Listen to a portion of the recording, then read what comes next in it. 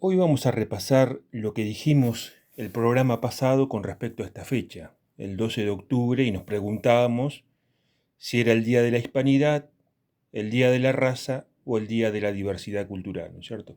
Habíamos dicho que el concepto raza en Hispanoamérica es un concepto espiritual y no biológico, como pretenden presentarlo. Espiritual significa que hace que nosotros seamos lo que somos y nos impulsa a ser lo que debemos ser. Es la síntesis que se produce de tres cosmovisiones diferentes que se fusionan en el mestizaje: la cosmovisión indígena, la cosmovisión afro y la cosmovisión europea. De esta mixtura sale el criollo. Cuando se exacerba una de estas tres cosmovisiones, quitamos una parte de nuestra identidad. Por ejemplo, cuando Sarmiento decía que había que mirar a Europa, no el sur de Europa, sino el norte de Europa, es decir, el mundo anglosajón, es una muestra de cómo mutilar la identidad de un pueblo. Por el contrario, el otro extremo es creer que todo lo europeo es malo, particularmente lo que vino de España, y exacerbar la cosmovisión indígena. De ahí surge el indigenismo, otro modo de mutilar nuestra identidad, que es lo que está de moda ahora, y ya vamos a ver la contradicción que esto tiene. ¿Y qué somos nosotros? Somos criollos, somos mestizos. Como dice el filósofo Alberto Vuela, nosotros no somos ni tan indios ni tan europeos, somos mistongos, somos criollos.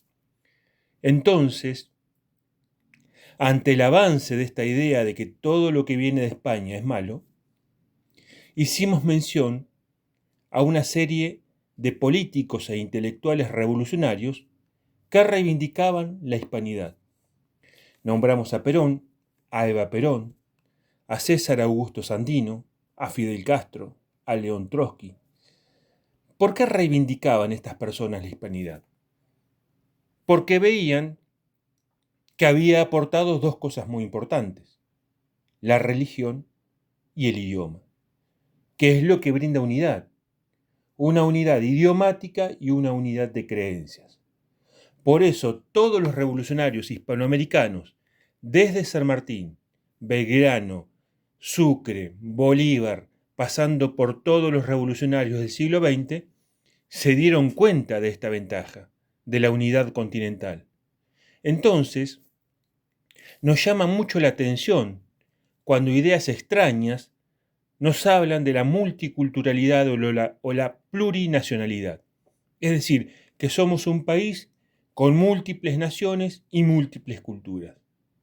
Ante esto nosotros decimos cuidado, porque si aceptamos esto, se produce una fragmentación territorial y cultural. Y ya vamos a poner un ejemplo de esto. Habíamos mencionado también a Trotsky, que se encontraba exiliado en México y se había dado cuenta de las ventajas de la unidad nacional.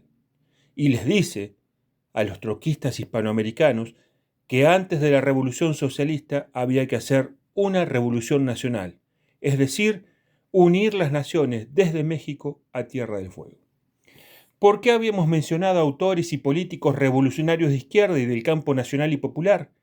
Porque estas ideas del multiculturalismo salen de las canteras ideológicas de los partidos políticos de izquierda y de un pseudo-peronismo, que difunden estas ideas que para nosotros son equivocadas porque no buscan la unidad nacional. Esta idea de Trotsky va a germinar en el historiador Jorge Abelardo Ramos. En vísperas del 500 aniversario del 12 de octubre de 1492, Ramos escribió: el imperialismo está extendiendo en América Latina un nuevo motivo de división. Con motivo del comienzo de la celebración del 5º centenario del descubrimiento de América, se han multiplicado las manifestaciones, ingenuas a veces, pérfidas otras, del repudio a la España de la conquista y a la evangelización. Por el contrario, se glorifica a las razas indígenas. Muy noble resulta la tesis de la defensa de los indios, pero muy sospechoso es el origen, pues separar a las masas indígenas o negras de las criollas o blancas de la actual nación latinoamericana es acentuar las condiciones de esclavización general y de la balcanización hasta hoy lograda. Se trata, y aquí el servicio que rinden una vez más la izquierda y los progresistas al imperialismo, se trata de separar a las etnias después de haber separado a las clases y a los estados del magno proyecto bolivariano. Es una campaña contra la nación latinoamericana. Esto es lo que dice Jorge Abelardo Ramos, del cual Ernesto Laclau, el autor de La Razón Populista, que es el escritor insignia de este progresismo que promueve esta idea de diversidad cultural, este autor decía de Abelardo Ramos que fue el pensador político argentino de mayor envergadura que el país haya producido en la segunda mitad del siglo XX. Leer a Ramos es un imperativo para todos aquellos que quieran construir un discurso político concorde con las experiencias políticas actuales. Esto decía Ernesto Laclau. Y este problema, como decía Ramos, de separar las masas indígenas o negras de las criollas o blancas, lo vio claramente Andrés Solís Rada, indígena boliviano, ex ministro de hidrocarburos de Bolivia, y fue el que firmó el decreto de nacionalización de los hidrocarburos, autor de un ensayo que recomiendo leer, que se llama Pugna de modelos civilizatorios, indigenismo o estados continentales, donde hace una fuerte crítica al indigenismo extremo, siendo él un indígena revolucionario. Dice que lo que se busca desde posiciones indigenistas extremas es fragmentar los estados-nación. El caso de Bolivia nos sirve de ejemplo, porque confrontan dos fuerzas separatistas. Una de ellas es la Medialuna autonomista, departamento de Santa Cruz de la Sierra, y la otra es el pachamamismo multiculturalista. Dice Solís Rada, en un artículo llamado Los errores de Evo Morales: es incompatible propugnar la patria grande bolivariana con posiciones que tratan de astillar a la República, como la construcción de 36 naciones originarias dentro de un nuevo Estado plurinacional. Y agrega, lo anterior no implica desconocer el enorme valor de nuestras culturas milenarias, cuyas mejores tradiciones deben formar parte del país unido que anhelamos construir. ¿Por qué dice esto Solís Rada? Porque él veía un proceso de separatismo y división social desde posiciones irreductibles. Por un lado, la llamada Medialuna de Oriente, con el departamento de Santa Cruz de la Sierra a la cabeza, con el movimiento Nación Cambá, con proyectos separatistas, y por el otro, las naciones indígenas, reconocida por la Constitución de 2009 como un Estado plurinacional, constituido por 36 naciones indígenas, dotada de territorios ancestrales, imposibles de delimitar, propietaria de los recursos naturales renovables, con derecho a consulta sobre los no renovables y protegidas por sus justicias comunitarias, es decir, un Estado dentro de otro Estado. Esta reforma de la Constitución se realizó en base a un censo, y acá vamos a ver la contradicción de estas ideas. En el año 2001, el 62% de la población se declaró indígena. Por lo tanto, era lícito remover los cimientos institucionales del país y poner las bases de un Estado plurinacional. Pero, ¿qué sucedió? Resulta que en el censo del 2012, los resultados dieron que el 60% de la población se siente mestiza. Por lo tanto, no se encontraba contemplada dentro de la Constitución del 2009. ¿Se entiende la contradicción? En el 2009 se declara una Constitución indígena, y 10 años después, el 60% de la población dice ser mestiza. ¿Qué fue lo que se desconoció acá? La nación boliviana, dice Solís Rada. Y se determinó que ser mestizo era lo mismo que ser ninguno, es decir, nadie. Fue ahí donde se dieron cuenta que había llegado el momento de pensar más en lo que une a los bolivianos que en lo que separa. Y lo que une es la convivencia del indigenismo y el nacionalismo, las que forman parte de la construcción indomestiza que proponemos. Y el paradigma de la autopercepción es un profundo fracaso, porque como dice el antropólogo noruego Fredrik Barth, al sostener que la identidad es lo que uno es y los otros creen que uno es. Pero resulta que las identidades cambian. Son al mismo tiempo múltiples, mudables, transformables en el tiempo y en constante proceso de construcción. Por lo tanto, hoy me puedo autopercibir indígena y 10 años después me puedo autopercibir mestizo. Esto no sería un problema en términos personales o individuales, pero cuando hay que gobernar un país sí es un problema. No se puede gobernar un país con este paradigma. Esto que le sucede a Bolivia, que es un espejo donde podemos mirarnos y debemos mirarnos. Entonces, ¿qué decimos nosotros? Nosotros rescatamos la cosmovisión indígena, tal cual lo hiciera Belgrano en 1816, promoviendo la figura política de un rey inca. Pero Belgrano nunca renegó de España. Por el contrario, un mes después del 25 de mayo de 1810 decía: por patricios entendemos a todos cuanto han tenido la gloria de nacer en los dominios españoles, sean de Europa o sean de América, pues que formamos todos una misma nación y una misma monarquía, sin distinción alguna de nuestros derechos y obligaciones. Y en otra oportunidad, 2 meses antes de la Revolución, dice: nuestros reyes constantemente se han empeñado en la ilustración de sus pueblos. Con profusión han distinguido los establecimientos de educación. Y no ha habido colonia en todo el universo a quienes sus conquistadores hayan proporcionado tantos beneficios, como lo ha dispensado los monarcas de España a las Canarias, a América e Islas Filipinas.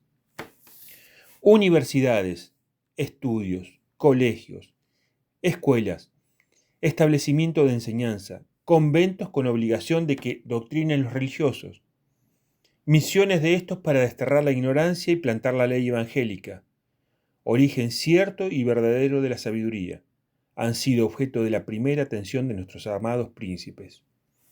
Esto dice Belgrano. Recordemos que Belgrano fue el jefe del regimiento patricio que luchó en 1806 y 1807 contra los ingleses, no como jefe de regimiento, por supuesto.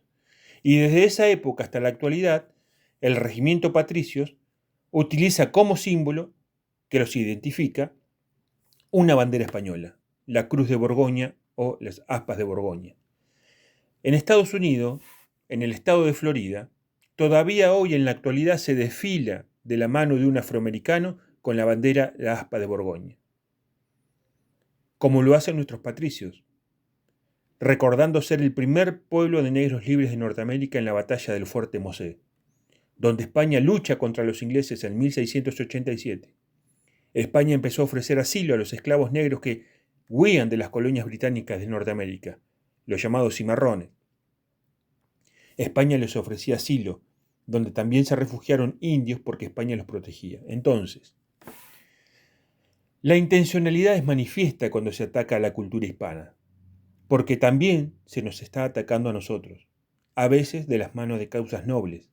Nadie duda de las buenas intenciones de los que defienden la causa indígena, pero hay que defenderla en el plano que hay que defenderla, sin tratar de destruir la hispanidad, que para nosotros es la filosofía griega, el derecho romano y la religión católica.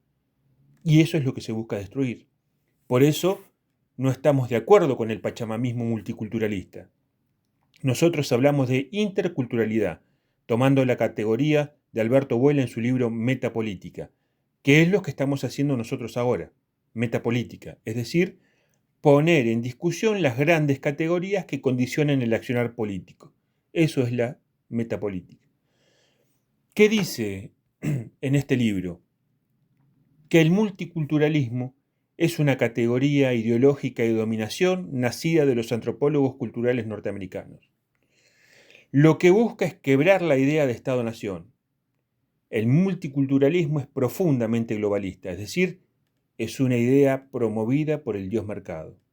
Nosotros proponemos hablar de interculturalismo, que es, dice Vuela, la afirmación del mestizaje hispano-criollo de lo que es América.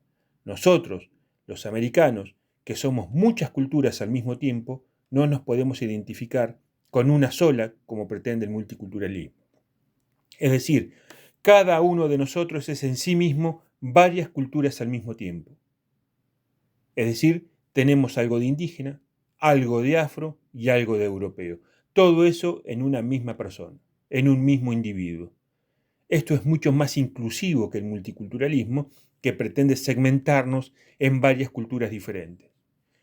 El interculturalismo nos indica que nosotros vivimos entre culturas, entre varias culturas, pero al mismo tiempo no somos todas esas culturas acabadamente.